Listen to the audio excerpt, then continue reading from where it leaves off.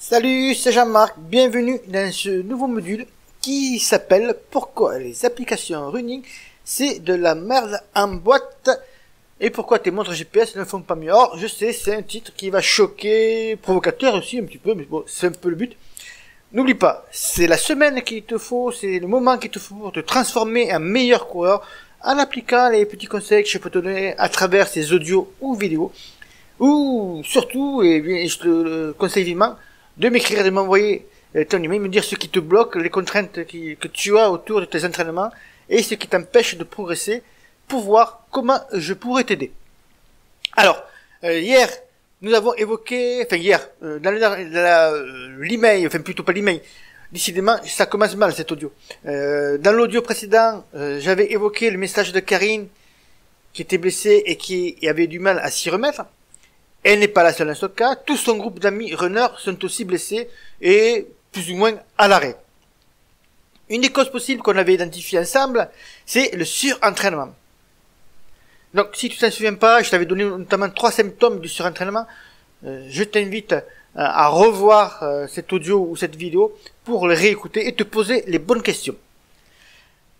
Donc, ce message, suite à ma réponse personnalisée que je lui avais envoyé en audio, un peu comme tu m'écoutes maintenant.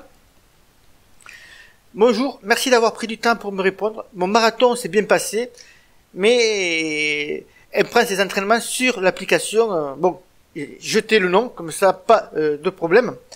On va pas faire non plus de la, de la délation. Voilà, j'y arrive au mot.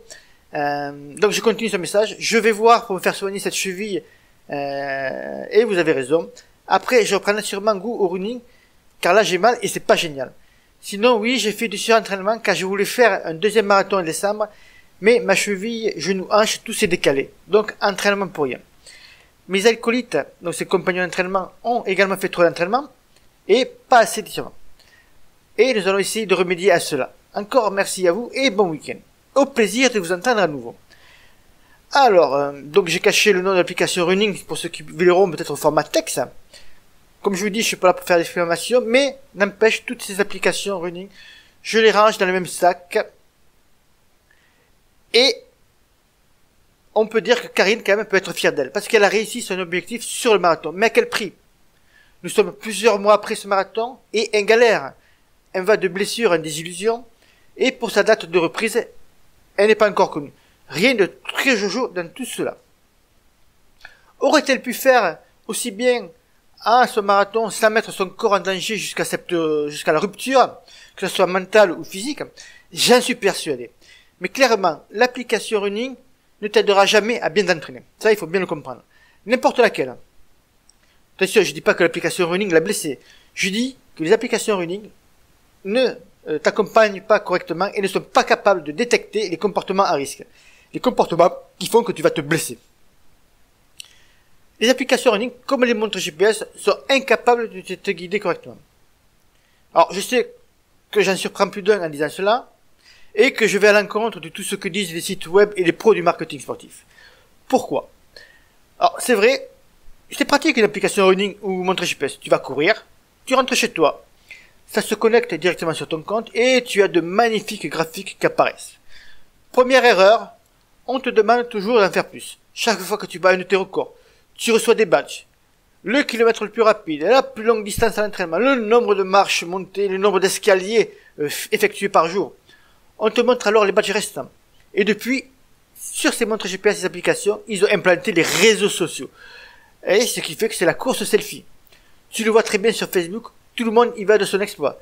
Vas-y que j'affiche que je cours en footing alors que je suis à 14 km/h. Vas-y que j'annonce que je fais une sortie de 4 heures sans sourciller. Même pas mal. Et ces applications téléphoniques, ou montres GPS, ont encore poussé le vice du jeu plus loin. Les défis entre amis. Ma femme, elle est accro là-dessus. Tu peux maintenant lancer des défis à tes copains et copines. Faire le plus le pas de la semaine. Courir la plus longue distance sur une période donnée. Alors, cela peut être motivant. Mais, au final, il faut que tu en prennes conscience. Cela va te nuire. Car tu es toujours sur la brèche. Tu en fais toujours plus. Et tu as du mal à voir tes propres limites et à te les fixer parce que tu te compares toujours aux autres. La deuxième erreur, c'est d'avoir une confiance quasi totale dans ton application. Alors, je dis pas que c'est ton cas, mais tu peux être concerné. Comme les montres GPS, les applications t'ont trompé en t'annonçant que tu avais affaire à un vrai coach personnel à ta disposition. Ce n'est pas vrai, mais tu le sais bien au plus profond de toi. Tu sais que c'est simplement un algorithme, certes complexe, qui récite juste ce qu'on lui a appris. Il est peut-être perfectionné, mais il a un défaut, un énorme même défaut. Il est incapable de déterminer réellement ton ressenti après l'entraînement.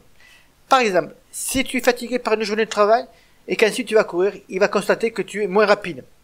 Cet algorithme va alors en déduire que ton niveau de forme a baissé. Jusque-là, ça peut paraître normal. Mais si tu es moins rapide parce que ton parcours a changé. Alors, je t'invite à faire ce test. Donc tu vois, comme je te le disais dans le module d'introduction, toujours mettre quelque chose d'application. Et ça, c'est quelque chose que tu peux faire par toi-même, sans modifier réellement tes entraînements. Tu parcourir en commençant par une section plate. Et la fois suivante, tu commences par une pente raide, qui peut même t'obliger à marcher. Ta montre, ton application, va alors t'afficher que tu es moins en forme. Alors que c'est pas vrai du tout. C'est simplement le parcours qu'il fera, qui a fait que tu commençais par une montée ou du cours sur plat, et qui fait que forcément, tu es moins rapide. Et si tu es moins rapide, parce que tu as une douleur. Parce que, par exemple, tu as une gêne musculaire, tout ça, donc forcément, ton amplitude de foulée, ta cadence, ta fréquence, ça va changer.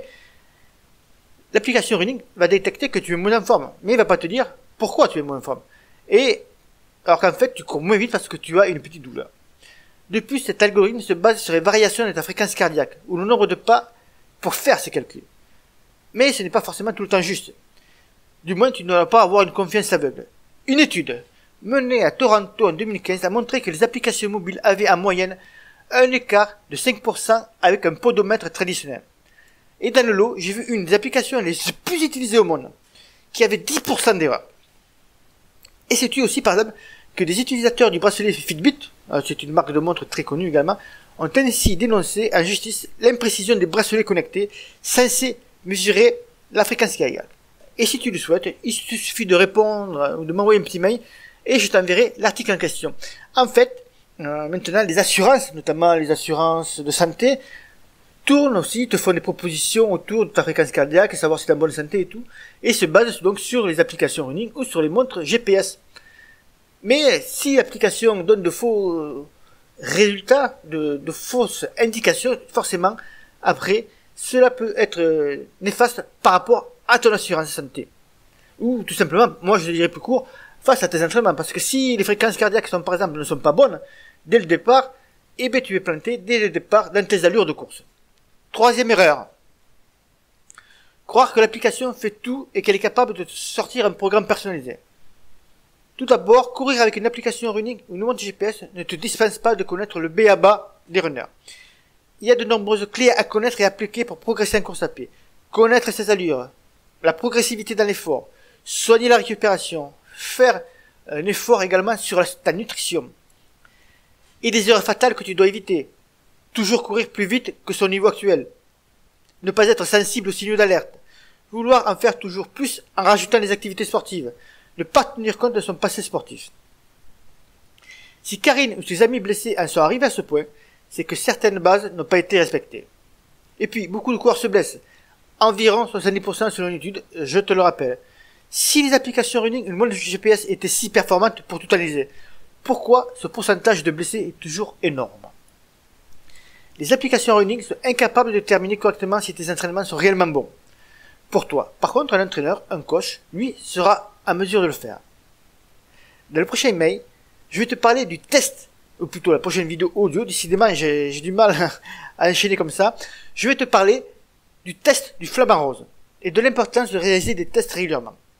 Car maintenant, après ces audios ou ces vidéos de chauffe, il est grand temps de passer à la vitesse supérieure et de te donner quelques armes pour progresser en toute sérénité. Donc, réfléchis à tes applications. Dis-moi si tu fais ce test rapide que je t'ai montré sur 2 séances d'entraînement. Et demain, on va passer à d'autres tests, et les tests du flamant rose en particulier. Donc, je te dis bon run, à bientôt et à très vite.